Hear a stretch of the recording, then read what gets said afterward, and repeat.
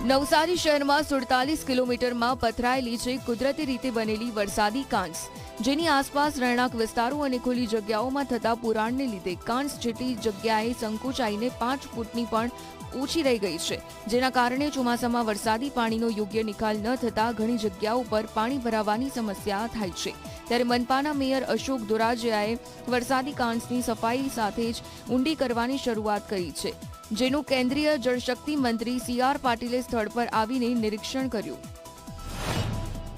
ચોમાસું આવી રહ્યું છે ત્યારે નવસારી મહાનગરપાલિકા દ્વારા પણ નવસારીની જે ખાડી છે એને નદી સુધી પહોળી કરવી, ઊંડી કરવી, એના માટેનું કામ કલેક્ટરશ્રી, મ્યુનિસિપલ કમિશનરશ્રી, મેયરશ્રી, એમના પદાધિકારીઓ, અધિકારીઓ સાથે મળીને આજે અહીં કરી રહ્યા છે. એ જ બતાવે છે કે સમય પહેલા કામ કરવાની જે પદ્ધતિ ભારતીય જનતા પાર્ટીના કાર્યકર્તાઓમાં છે એ આજે દેખાય છે.